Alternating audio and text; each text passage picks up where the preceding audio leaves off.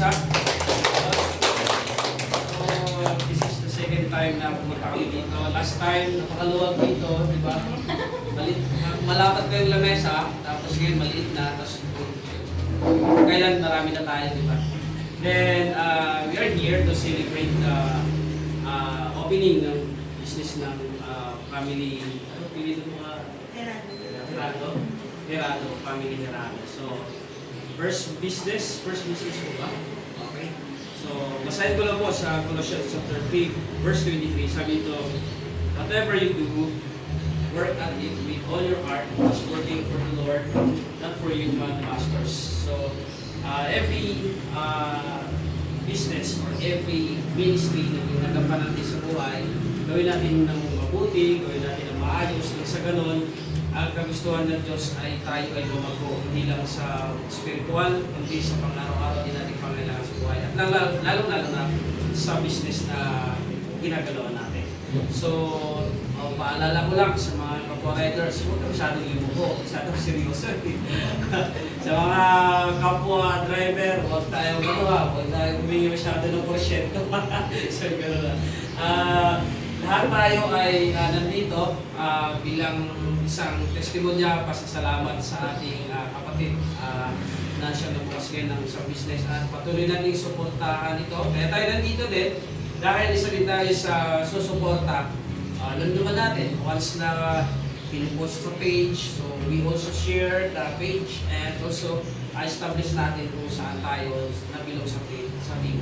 Either may Team Taguig, pwede namang i-share din natin sa Team Taguig, sa 155 or lahat ng riders nang sa ganon, establish talaga yung business na to. At tayo din, pwede din tayo magbanding. Lagi naman tayo magbanding dito. Kayo pala, no? Kayo pala. So, okay, so pasalamatan natin ang Panginoon. Muli, palakpakan natin. Okay po. Dahil isang malaking blessing. Hindi natin nakalain na yung mga nakita nating alikabok na tayo na pala ng mga pyesa kung mga bagong bulong na. So, sige, tayo manalangin.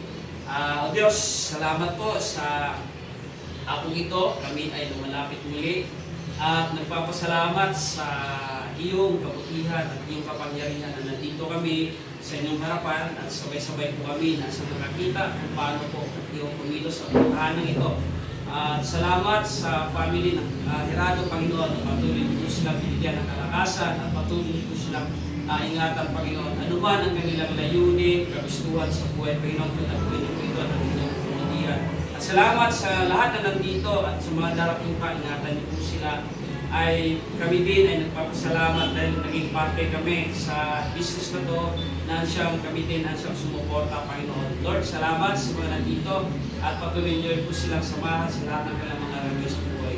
Patuloy niyo pong palaguin ang business na to, patuloy niyo pong bigyan ng pag-iingat at kayo maayos na pag-ayos sa mga taong gagamitin niyo, Panginoon. Lord, salamat po sa lahat na maging sa pagkain ito na nasa aming harapan na nagpagsasaluhan, bigay ito ng kalakasan, pagsugat sa pagsasaamin. Maraming salamat sa iyo lamang, binabalik ang lahat ng papuri, pagsamba sa pangalan ni Jesus, ang lahat ng anak ng Diyos. Magsabi na, Amen! Palakpakan natin.